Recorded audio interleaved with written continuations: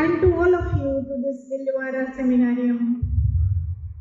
Honorable Spiritual Guru Sri M, Honorable Chairman Board of Governors Sri Krishna Kulkarni, Honorable Director of IIM Calcutta Professor Saibal Chattopadhyay, faculty, officers, staff, students, alumni, friends, family and guests. We are immensely pleased to have Babaji amongst us today. May I please request Babaji to kindle the flame of enlightenment and officially inaugurate the event.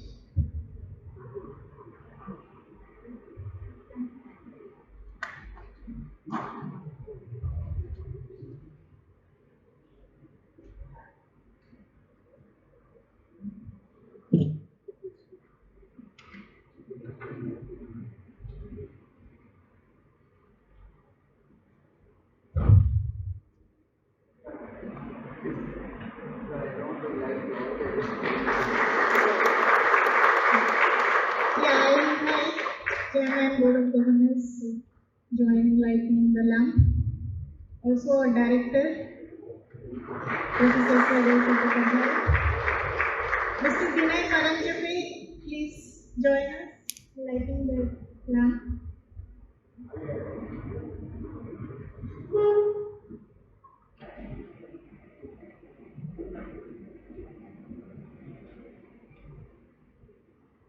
Professor Manju Jaiswal, requesting you to come in.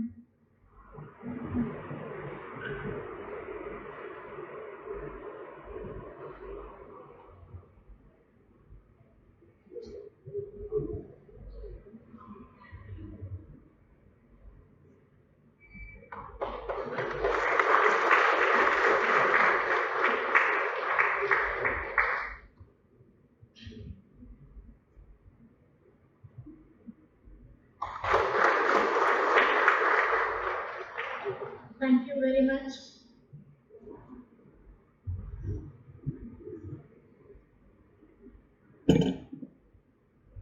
As the lamp is lit, may its radiance touch each one of you, kindling in you the immortal flame of love, abundance and wisdom, representing the omnipresent consciousness present in each and every one of us. Now I invite our Honorable Director, Professor Saibal Chattopadhyay, to felicitate our guest, Sri M, a truly remarkable individual, a guiding light to humanity in recognition of his invaluable contribution to humanity.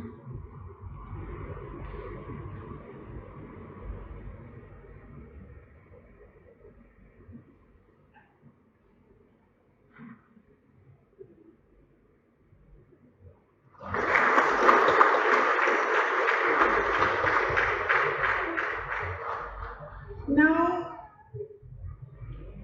I request our Honorable Chairman Board of Governors Sri Krishna Kulkarni to present the bouquet as a token of our appreciation and deep respect to Sri M.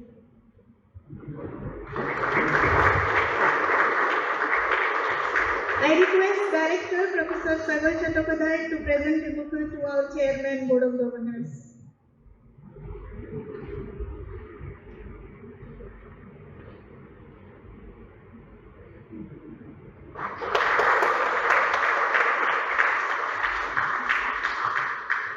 Now I request Chairman to say a few words and welcome CM and set the tone of today's event.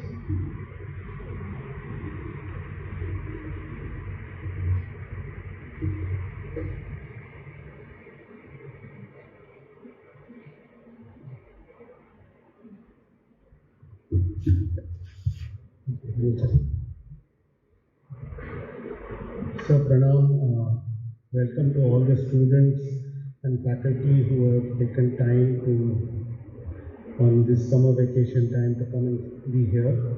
My pranams to my teacher and my guru, Sri N. So thank you so much for sparing a valuable time to be with us. I just want to give a brief introduction to all of you about Sri N. Many of you would have already read about him. but it's my duty. Sri M is the president and founder of the Satsang Foundation, is a spiritual master, social reformer, educationist, and a global speaker. Conferred the Padma Bhushan in January of 2020 for distinguished service of high order in spirituality. Sri M's autobiography, Apprentice to a Himalayan Master, published in 2011, was an instant bestseller, and the sequel, The Journey Continues, was published in 2017. He has authored several commentaries on the Upanishads, a brief treatise on the Yoga Sutras of Patanjali, Yoga also for the good godless, short stories, a novel, books on spiritual practices, etc. In 2015 to 2016, Sri M led the Walk of Hope, traversing 7,500 kilometers across 11 states of India to spread the message of peace, harmony, and equality for all. It was endorsed by the United Nations as a unique peace initiative. Sri M has also been the keynote speaker at many institutions like the United Nations office in Switzerland, the World Health Organization, the World Bank, Google headquarters in USA, Yahoo, USA. He is regularly invited to various IIMs, IIT Delhi, and Indian Institute of Science at Bangalore. The foundation of which he is the president and founder. The Satsang Foundation also hosts well-attended spiritual retreats across the country where Sri M addresses the audience, answers their questions, and resolves queries. Sri M has been appointed as the Chancellor of the Maulana Azad National Urdu University, Hyderabad, by the Honorable President of India, and also served as the Adjunct Professor of Practice in the Department of National Research Center for Value Education in Engineering at the IIT Delhi to propagate the science of exploring consciousness widely. I would like to share a small good news with all of the IIM Calcutta community. Professor Shaibal Chattopadhyay, his Institute Standing Committee, and other senior professors took a decision recently that they would like to adorn Sri M. It's our privilege with honorary professorship at the IIM Calcutta with the Management Center of Human Values. And very, very kindly he has accepted the offer. We will be learning a hell of a lot. It is going to be a continuous endeavor at IIM Calcutta, which has always led management thought on how to involve and include human values in the curriculum in all programs at IIM Calcutta formally. But this has to be done after deliberation, and it needs the guidance of spiritual masters like Sri M. And so there are no conditions to this. On the contrary, we will be seeking Sri M. We will be going to him for guidance and advice. And thank you so much, sir, for this. With that short introduction, I would like to invite you.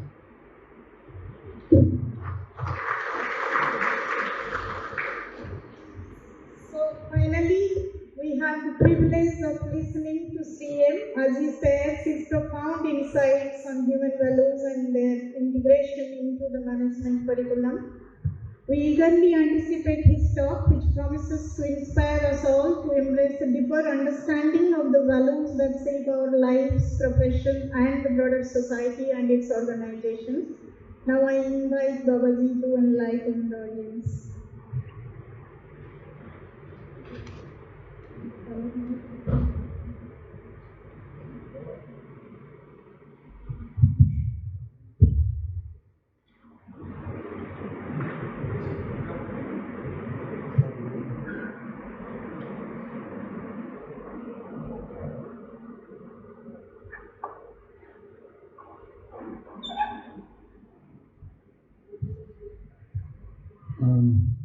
Can you hear me?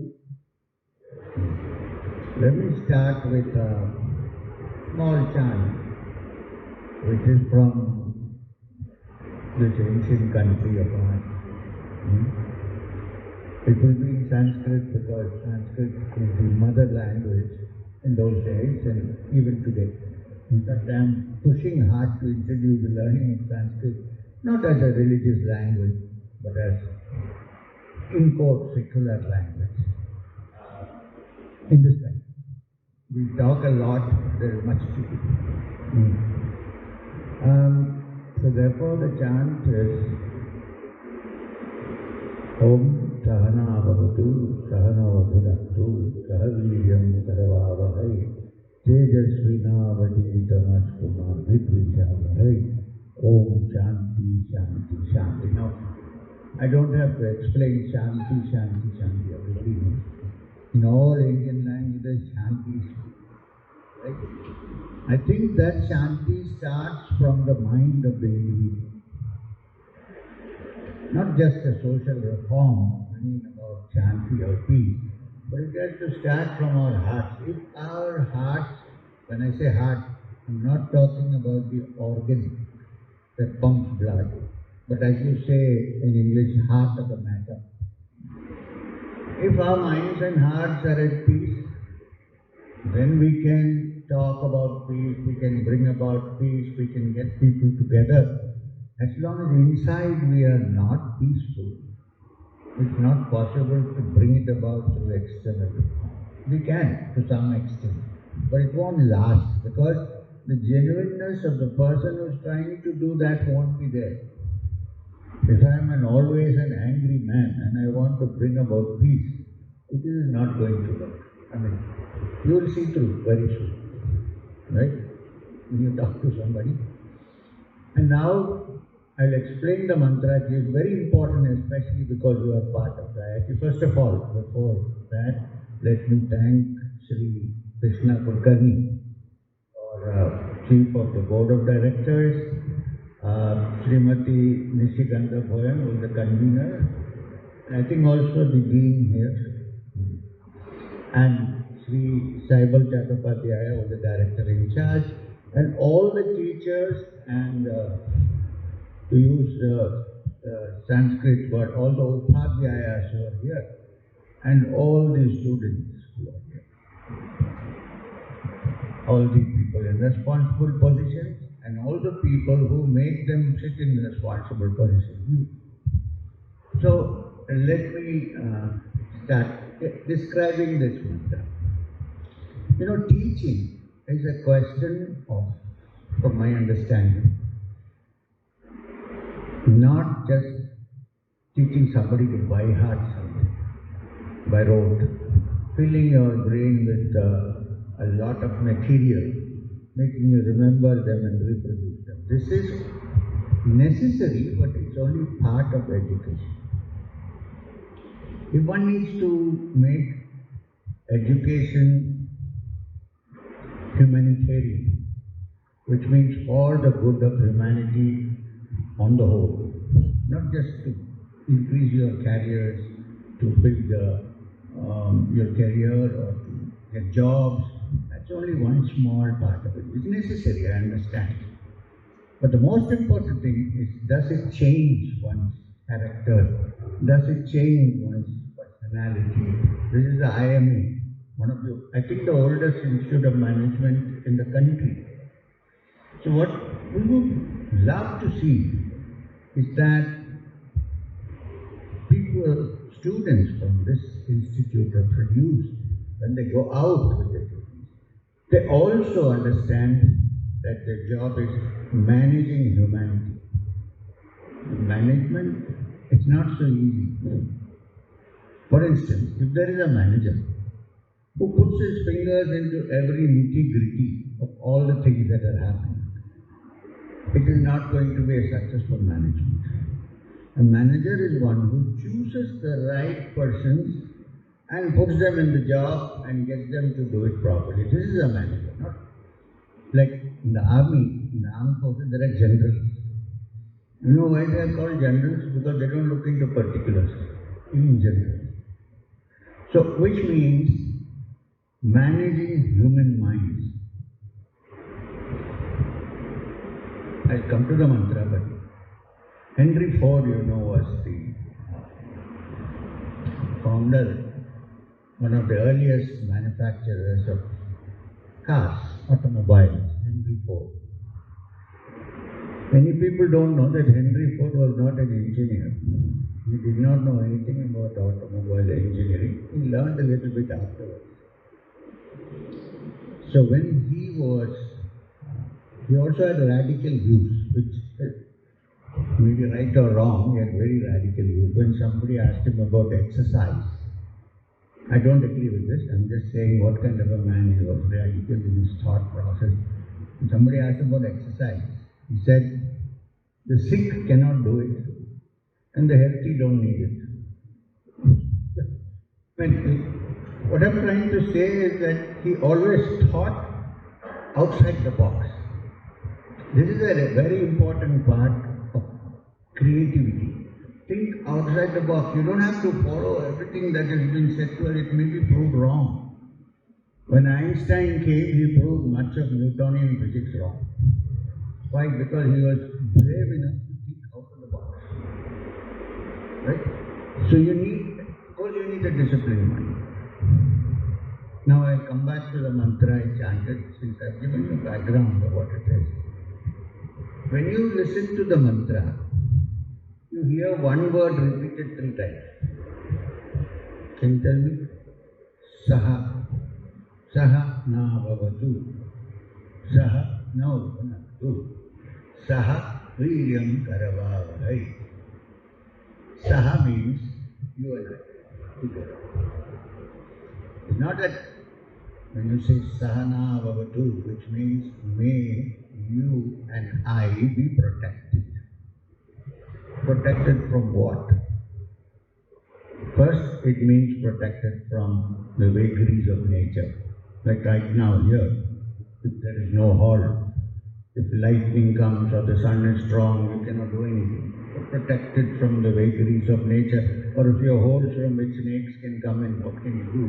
You cannot. So physically it means protection. Sahana. Saha means you and I. May you and I be protected. The other is protected from thoughts which take you away from what you are concentrating on. Take you away from what you want to do. Tempt you away from what you would really want to do. And take you away to some place where you don't know where you're going. So, protection from that. Then protection from the temptations of always seeking only power and not truth. You're always seeking power, you may sometimes move away from truth. Possible. Because sometimes truth may be something which is nothing to be associated with power. However, according to the yogic teachings, when you have found the truth, you also have infinite energy. We will not go into it right now. Let's start with this. So, may you and I be protected. I could have also said, may I and you be protected, but I think you are more important here. You are the ones who are learning. So, may you and I be protected. Then, Sahana Gunaktu, may you and I be nourished. When I say you and I be nourished, means first food. I hope you get good food in the hostel, I don't know. May you and I be nourished. I have also lived in hostels and put up fights because the food is not good. So I don't know. I'm not instigating. So,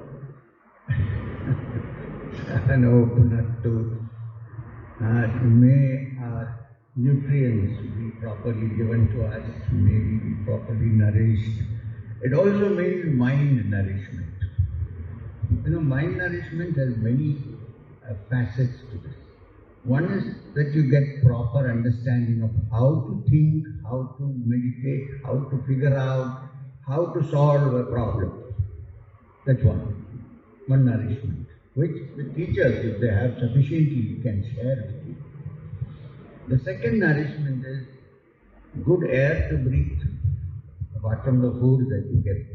Now I see this campus has a lot of greenery, a lot of trees. So it's also in the interest of the students and teachers to maintain the greenery in a place where you study, which is why in ancient times, the highest philosophy called the Upanishads were taught in forest academies. Reason? Clear air, pure oxygen to breathe, And when you sit under a tree, it's different from sitting in classrooms.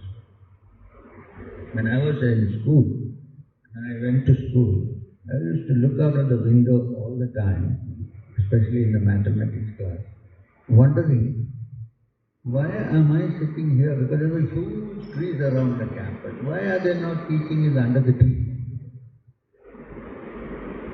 When the weather is good, of course. Now, if you sit under the trees for 1 hour, you'll probably get a sunstroke. I mean, even if the weather is good. So, sustenance, may you and I be nourished, means all these things put together. May I be given the right thoughts, so that I don't grow up thinking, hating somebody. May I grow up taking care of others. These are all important things, because the ancient teaching we have starts with Sarve Bhavantu Sukhinah, may the entire world be happy. Sarve Santu Niramaya, may everybody be happy. Sarve Bhadrani Pashyantu, may everything I see become auspicious. Ma Kaschid Dukkava, let no one suffer. This is from the Upanishad. Maybe at a conservative estimate, 2000 years old. So I'm just following this, that's all. I don't say that I have something original to say, but I must say that these ancient teachings that we have got have the seeds by which originality can be grown in our minds. They drop the seeds. For instance, the Upanishad, the Vedas, call humanity Amritasya Putraha, oh sons or children of immortality. It simply means that don't consider yourself to be limited individuals. Your potential is unlimited. Now, if you somehow find out the mechanism to touch the unlimited, use it for the goodness of others. Loka samasta sukhino bhavantu, not for one part of the world, but for the entire universe, may everybody be happy. This is again 2000 years old. We shouldn't forget this. And we have been given beautiful pearls of wisdom, and we ignore them and carry on with our lives. If you only go back and look a little bit, you see how life can be improved in many ways. And if your life is improved, others' life will also. Now the second part of the mantra. Saha viryam karavavahai, which means let the virya, or the vitality in you and me, increase. Now for vitality to increase, you need to eat the right food. Don't touch food which can cause alteration of your mind states. Avoid chemicals that will go in and mess up with your brain. If you want to enjoy internally, there are other ways to do it. Practice of meditation, practice of yoga. You'll enter into a beautiful world which you cannot enter even with ayahuasca. Because that finally interferes with your brain, and in the end you become duller than when you started, although temporarily there is a push. So all these have been laid down. So, Saha Viryam Karavavahai, may the vitality in you and me increase. Ma Vidvishavahai, very simple, maybe not fight with each other. Because, there is a difference between a dialogue, which is called a samvad, and an argument. Argument is that you say I am right, I say I am right. We cannot meet ever. Because if you say you are always right, and I say I am always right, even without looking into a problem, then there will be no solution to this problem. Dialogue is when you and I decide, here is a problem, let me solve it, let's attempt together to find out. And if I know some points, I put it to you, you consider it and say, okay, let's try. It's like two friends sitting in a park on the bench and saying, okay, here is the problem, let's look into it. That is a debate. That is called a samvada, dialogue. The other is an argument.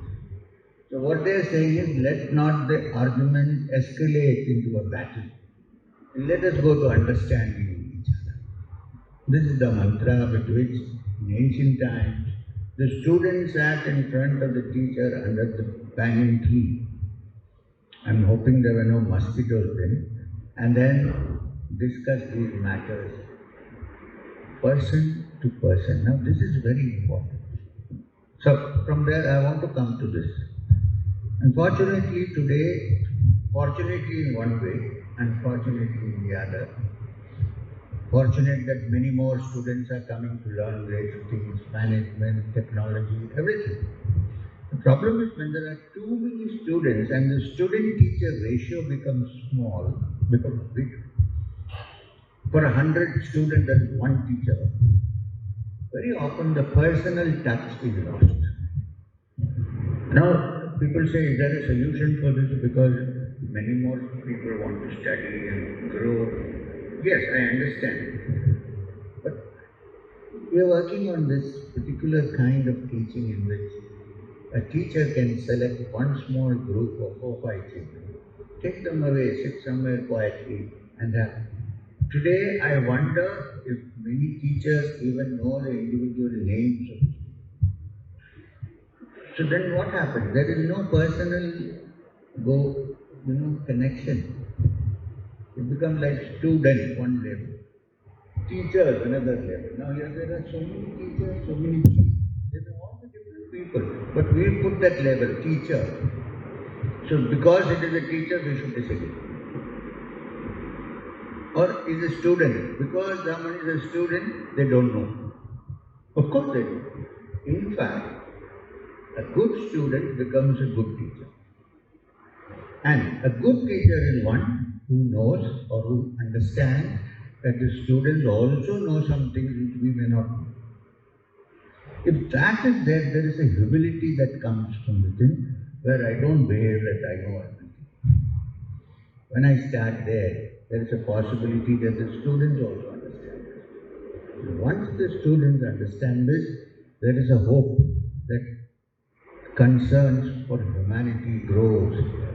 See, look, you and I, all of us, we may have different names, we may come from different backgrounds, we may have exposure to different kinds of knowledge, our traditions may be different, but we are human beings. Why? Because we have some common factors. Very simple. What are the common factors? Look, for instance, you may be afraid of something. All human beings are afraid of something. You may be afraid of something. I may not be afraid of the same thing, but I may be afraid of something else. Right? You may be angry about something. I may be angry about something else. Right? It may not be the same object. You may be jealous of something. I may be jealous of something. I hope I'm not. But that is the worst disease, this jealousy. It's terrible. You know why? Because it has nothing to do with me. Somebody is growing. I'm suffering. Why is growing? What? Instead of that, you will spend time on growing yourself instead of being jealous. In my home state, where I come from, Kerala, there's two specialities. One is red flags, and the other that it is also the land where Adi Shankaracharya was born. So you see the contradictions. Anyway, we have a saying in Malayalam, Kashandikum Kushimbenum Varinilla. That means there is no medicine for jealousy and baldness. Don't trust all those ads, you will be wasting money and time. And jealousy also, of course, difficult to cure disease. So, all I'm saying, so jealousy, anger, fear, affection, the objects may be different for different people.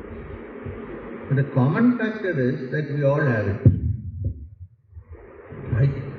So if we all have it, forget that you may not be hating the same thing as I do, but I may be, but hate as a common factor is there, right? Fear is there, anger is there. So we are made up of all this. Which means what? That there is only one mind. It's working to different sectors. And this mind is what? It's made of anger, jealousy, fear, it's all put together. It's functioning to different points, there is only one. If you accept, or at least say that maybe it is true that there is only one mind, if I change one part of the mind, it has to affect the other part of the mind. There is only one mind. So the change has to begin with me. That's where I am coming to. The change has to begin with me. If I change, teachers come to our school. It's a boarding school. And they ask, what should we teach the children of? I said, first, if you behave in the right manner, the students will also behave in the right manner, because the students are very intelligent. You can't do one thing and teach them something else. They will see through the hypocrisy and tell you that, sorry, but why you are behaving like this, why should we behave like this?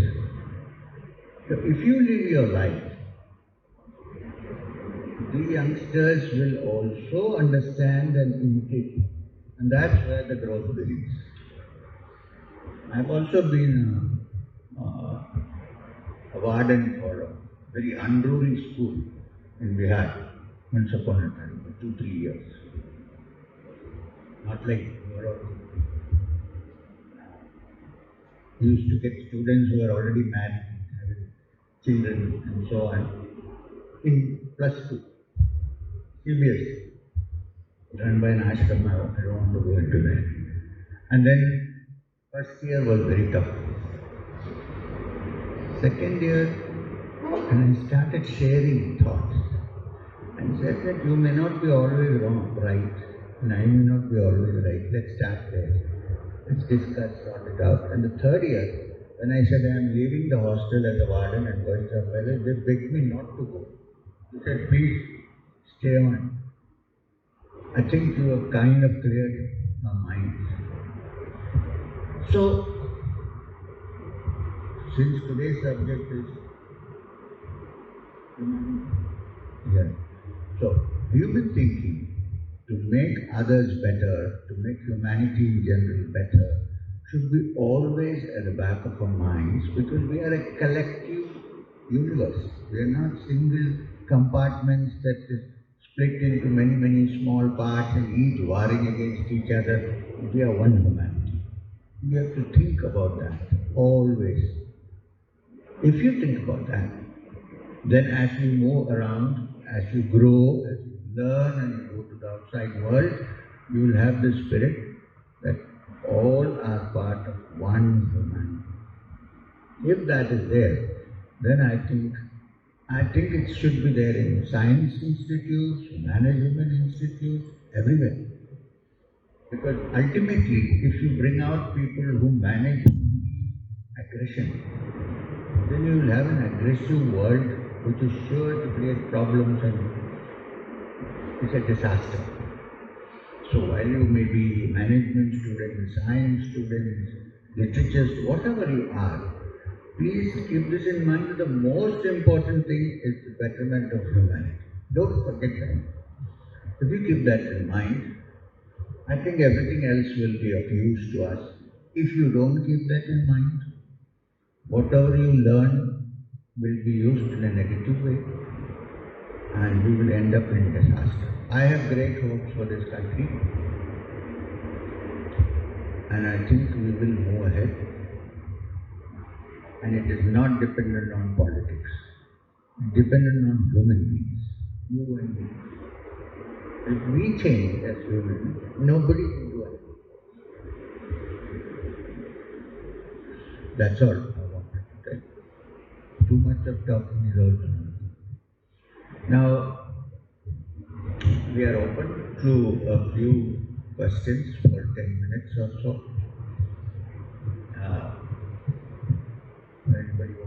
asked. Before I close, may I say something that don't imitate me.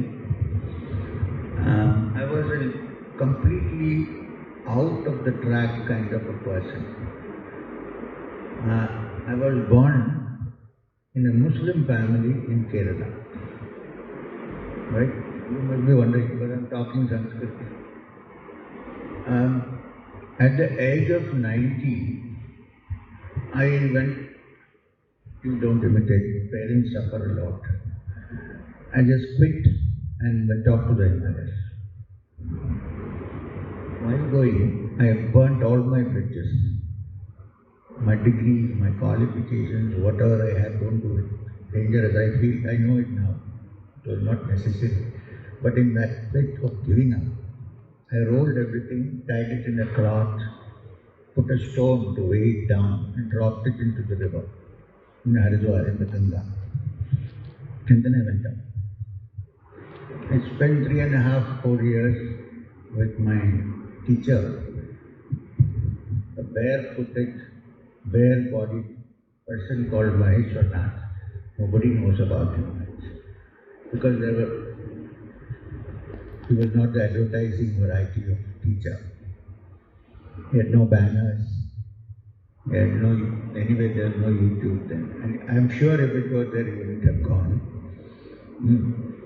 I spent time with him, and when I came out, I became M. 3M, you read 3M. Now this M, when Maheshwarnath Babaji, who belonged to the Natha Sampradaya, initiated me into the practices, he named me Madhukarnath. So this M could mean the name I was born with as a child, which also started with M, and Madhukarnath, which is my rebirth name. Please understand, this was not a conversion from religion, nothing. It's a rebirth of the mind actually, as Madhukarnath. So that is also M. But when people call me M, I am very happy, supremely happy, because M is the first letter of the word Manav in Hindi, human being. Sanskrit, Manushya, M. So this M is not Malabar Gold or McDonald's, it means a human being, Manushya, Manav. So I always think of everybody that way. We are all human beings. Somebody told me a joke. In a nursery school, teacher asked the students to make a sentence using the word beings, B-E-A-N. One child stood up and said, we are all human beings. We are all human beings, if we have enough beings here. So, there's some late coming. With this, I am going to conclude. Please remember this ancient sloka. Loka samasta sukhino bhavantu. Let the whole universe be happy. Now we are open to a few questions. Thank you very much, Babaji. So, we are open for questions.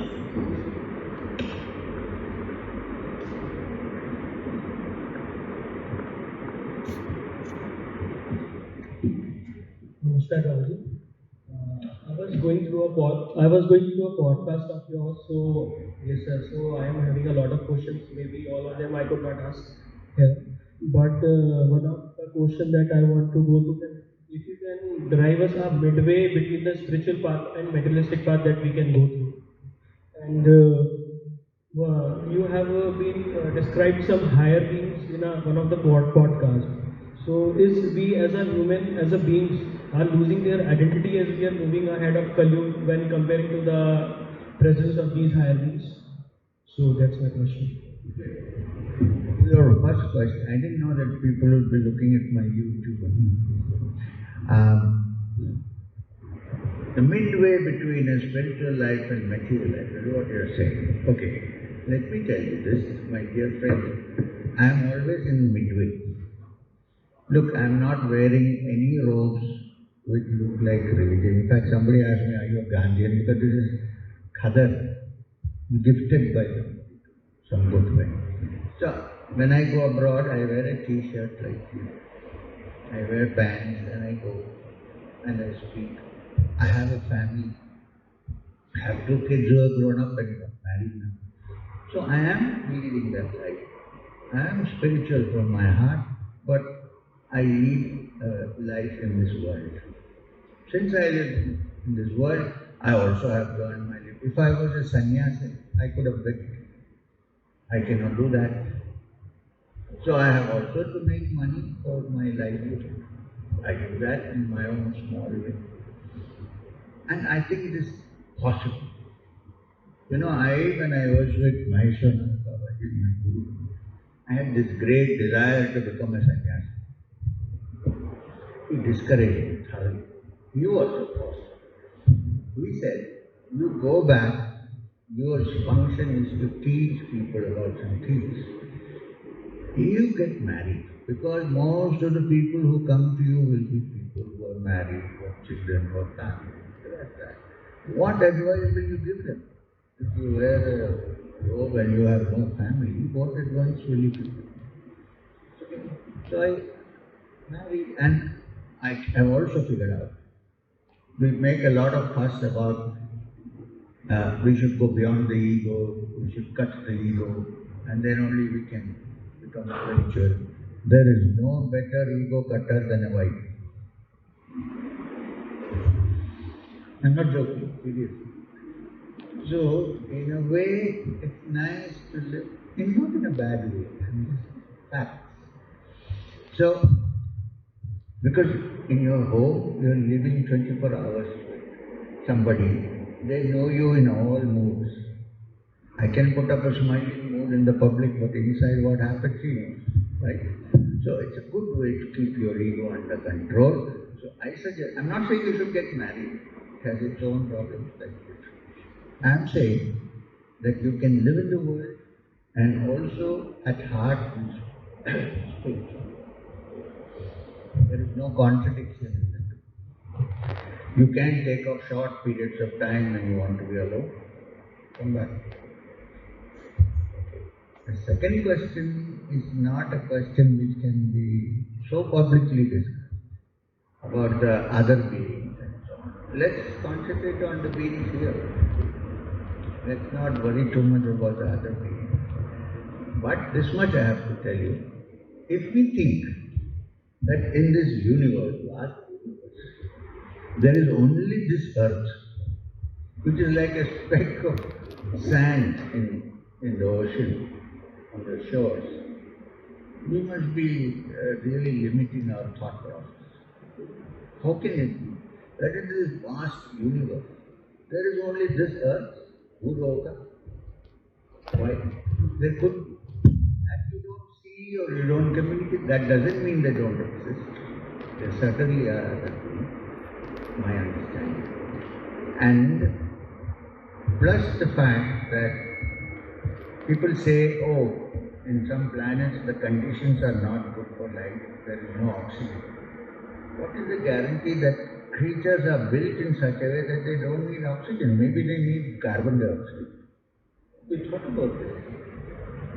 So, I believe, yes, that there are other worlds, and if there are other worlds, there must be creatures out there. But don't fall for all those YouTubes on UFOs coming and taking people away and all that. Use your brain a little bit. But don't rule out that there cannot be life on Earth. Keep it open.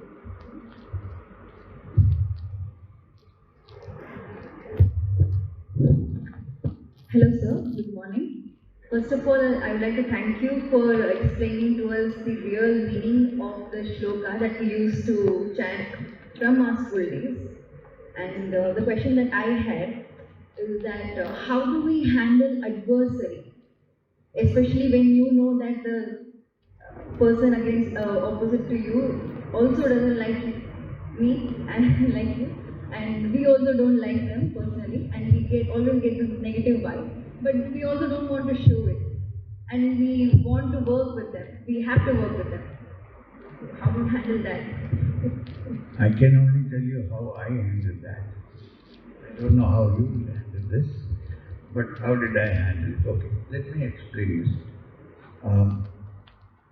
When I started my life with my Sharnath Babaji, my Guru, he taught me to meditate. And the first step in that meditation was, I'm afraid to leave because it is going back. I might become Brahmali soon. He used to ask me to meditate. And his method that he gave me first was what Sri Aurobindo's Guru gave in the beginning. Oh, you can't hear? You can hear? Okay. So when he first taught me meditation, he taught me what Sri Aurobindo's Guru taught him in Baroda before he went to jail. That was, he said, sit down, close your eyes. Whenever the thought arises, any thought, cut. Not easy. Keep cutting till everything becomes quiet. Use your mind as a sword. This is the first teaching I got. And he said, look at the Ganga as it flows with your open eyes. So, I could succeed mostly, 95–96%. When the mind was about to become completely free and quiet, one person's image used to pop up. And this was a person who, when I was very young, troubled me a lot. That image would pop up because there was this dislike and hatred in the mind of this guy. If I was reading the Gita, because he came from another tradition, he would take it and hide it or throw it off. He tortured me in many ways. So his face used to come up. So there was no meditation. I could not meditate. One day Babaji, he was very peculiar. Meditating, he came and woke me. He said, are you meditating? I said, yes. What about this guy in front of me? I said, yeah, Babaji, the image is coming. Okay. He said, now I have something to say.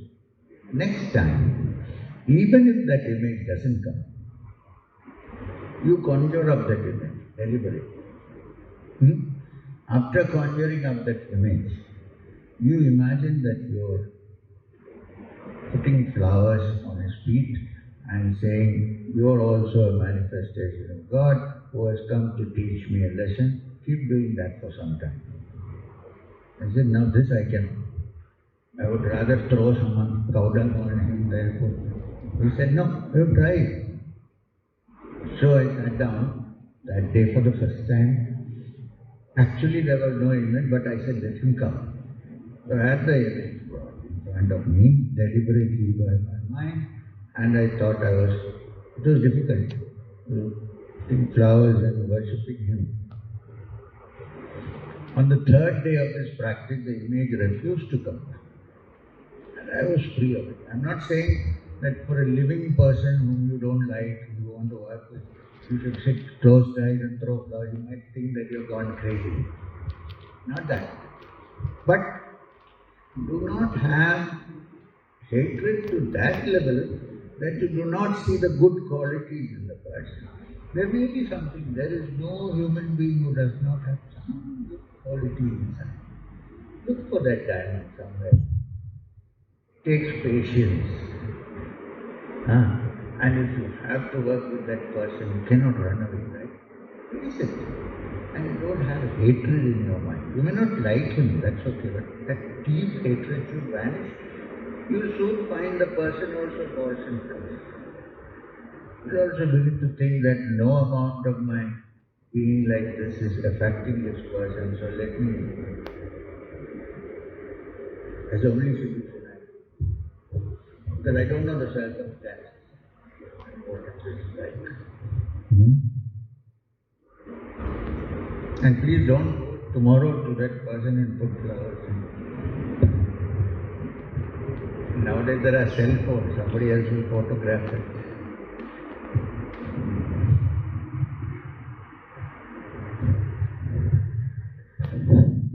Namaskar, Babaji.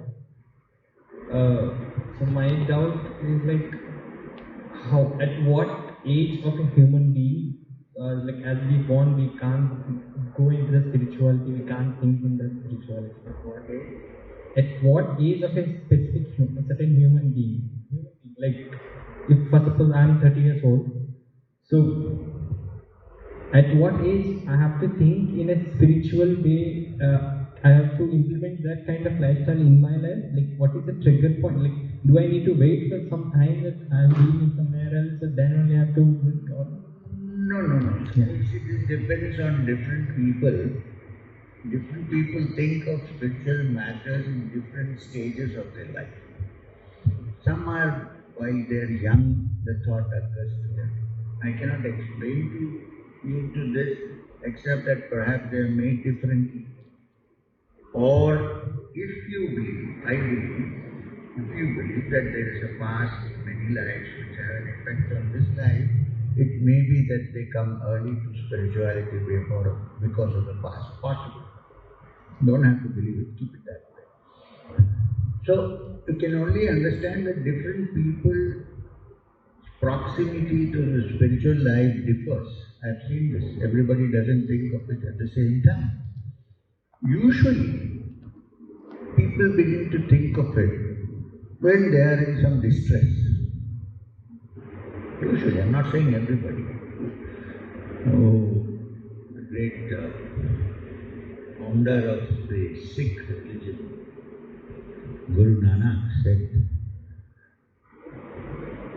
दुख में सिमरन सब करे, सुख में करे न कोई. Which means smaran. Simiran is a Punjabi word for smaran, thinking of the Lord. So in pain, everybody thinks of the Lord. Please help me. Please get me out. But when you are happy, hardly you give thought. You might light a lamp and go on to your office and carry on with life. So, since this life is full of joys and sorrows, in young age you don't feel the sorrow so much, you feel joy. As you grow up, when you face the world and see the sorrows of the world, not only in yours but in others also, then sometimes this question begins to occur. Is this all there is to life, or is there something else coming up? And if that happens, and at that point if you get the right guidance is important, especially in today's world. In fact, there are more guides than those who want to be guided. There are more gurus and disciples. So where will you? So there is a danger, of course. So if you find the right guidance at that point, you might be able to then go into the spiritual. When you say spiritual, it simply means to at least accept the idea that apart from this life, there may be something else.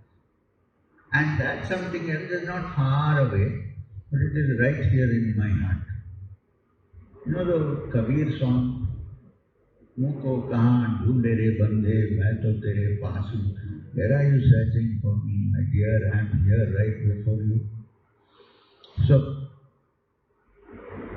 I think that is kind of what I can tell you at this point.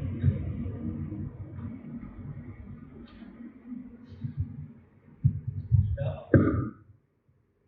Yeah, now, last question, please. Good morning, sir. So my question is simple and easy. As you mentioned that we all have jealousy, and generally I have seen that if he's my friend, let's suppose, so I might be having jealousy to him. I'm not having jealousy to maybe some any other persons whom I don't know. I'm well versed about his qualities, good qualities as well as bad qualities. And similarly my family or somebody, so why generally it happens like that, we to whom we are well versed, we generally develop jealousy, and how to mitigate that particular thing. It's very simple if you look at it. How can you be jealous of somebody you don't know at all? It's very simple. A stranger whom you don't know, What jealousy can I have towards that stranger? I cannot have any jealousy. But what if I know somebody closely, then only I have a comparison to make, right?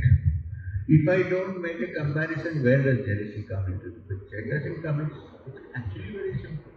This is why. Close proximity to somebody, you know how this person is. Sometimes you see his excellent qualities which you don't have, suppose, and then you feel jealous. Like a person on the street whom you don't know at all, what jealousy can you have? You cannot. You can look at a old big bungalow in the Burdwan road and say, be jealous, where did this fellow build this huge house? Why I don't have one? Unknown person. But that is coming because you see something that the person has done, which you think you cannot do. I am saying instead of that, make it possible. If you see some excellent quality in somebody, instead of feeling jealous, just stop for a moment and think, why is he excellent? Can I also be like that? What is the reason that he is so good that I am jealous of him? What is he working on? How do I reach that status? Then the jealousy is gone. Instead of that, the creativity comes into the picture. It's always good to envy somebody because they have attained something and I haven't. But that should not stay as envy. It should change into creativity. How? I will also try and get there. Then the jealousy, negativity disappears. Get what I mean? Thank you, sir. So just not a question in that sense. I wonder at times. Last question. Last question. Okay, thank you. I wonder at times for a management institute such as ours, where the students are coming from an incredible competition globally at times, nationally, absolutely. And these are brilliant minds who are coming year after year and with us for this program, for example, only for a year. For other program, maybe 2 years. For our PhD, maybe 5 years. But still, it's very small compared to the whole life. How, as a responsible management institute, we even attempt to think something about this deep subject of how human health can be imbibed into this? Because we have so many courses, so much of rules. We are very, very strict in that sense also. You fail 2 courses, you are out of the program. Given all these contents, and they pay a lot to get this education. I'll be honest when I say all this here. Of course, it's not that we are pocketing that money, it's also necessary. It's also necessary to maintain the status of this, of this institute. How can we make both ends meet? This is my work. Look, sir, if you want excellence in today's world, in any subject, you need to have the right establishment to do that. You cannot do that. Those days are gone. When one person will sit under a tree and step, this is gone. So today you need excellence, so therefore you need to do the best and you need to collect fees. All that is true. However, in this process, the important point that ultimately all this is done for the good of humanity should not disappear. That's all I can say.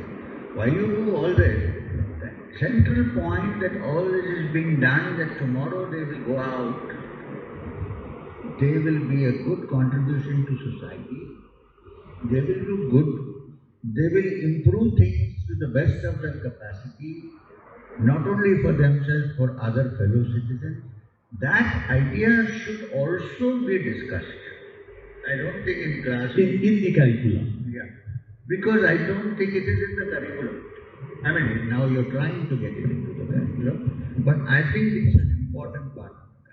That you all go, I know you must be brilliant minds who come here to study management. Please also understand how to manage humanity, how to bring about a change in human traits, human habits, human values. This also should be part of the curriculum. You may not have much time to spend on it, but definitely have some time where you can discuss this. It can be even heart-to-heart discussion between the teachers and the students. That while you are excellent, can you also make others excellent? Right? I have no doubt that you students are brilliant minds. No doubt. Which is why we are trying to, if brilliant minds can think of humanity as a whole, as human beings, not as separate individuals, then much can be done in this world. Tomorrow, they may go into any field. Even if they go into politics, you cannot dismiss politics because those who are in power, they have a lot of capacity to bring about change. But they should have good minds. Otherwise, they cannot bring about change. So, that's what I think.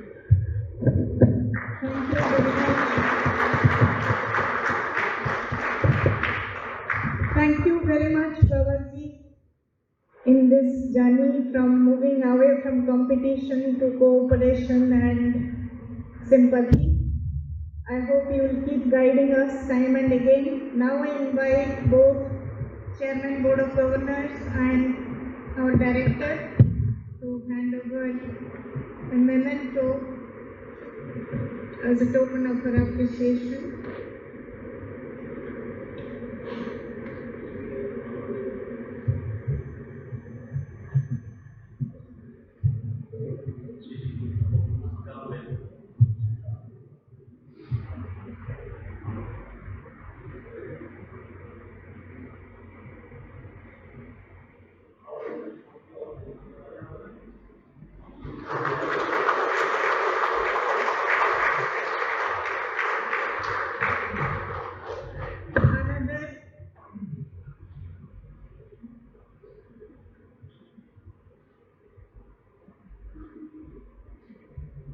Request the Director to hand over.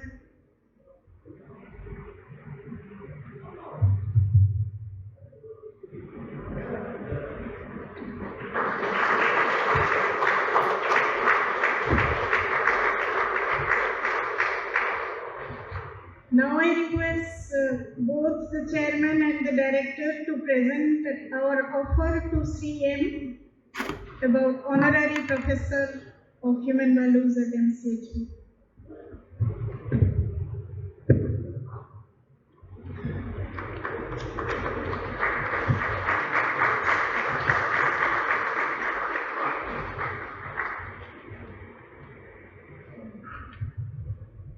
This is no guarantee that I all the time.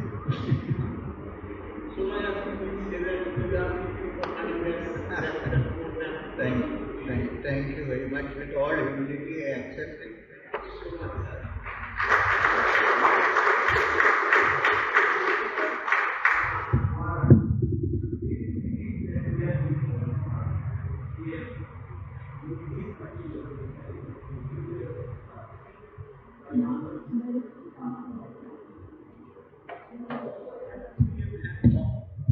Happens to be a man of money, an accounting personality. Beyond a point, he started thinking that maybe it is money is the root of all evils.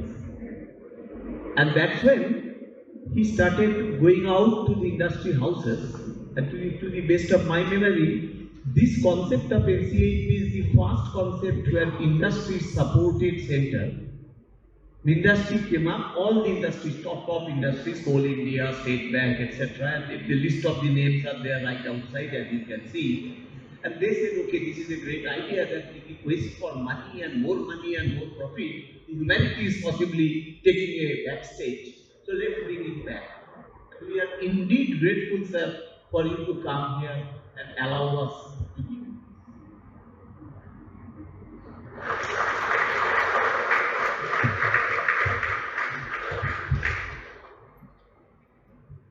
And one other thing is, I will request your permission if you allow us to have that what we came thing, doing it here in our auditorium, and we possibly have much wider audience here, and industry offices, so because of here, we could not really invite all of us, but that will be a journey, what I am a part of it, but again, it should be a great.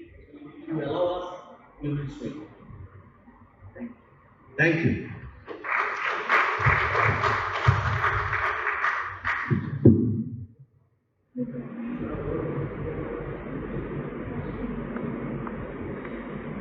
Thank you everyone. So as we draw this memorable event to a close, I am filled with gratitude for the incredible journey we have embarked upon today. Allow me to express our sincerest thanks to each and every one of you for your unwavering support and enthusiastic participation. I extend our deepest gratitude to Sri M for gracing us with his presence, for sharing his profound insights on human values. Your wisdom has enlightened us and inspired us to strive for a better understanding of ourselves and the world around us.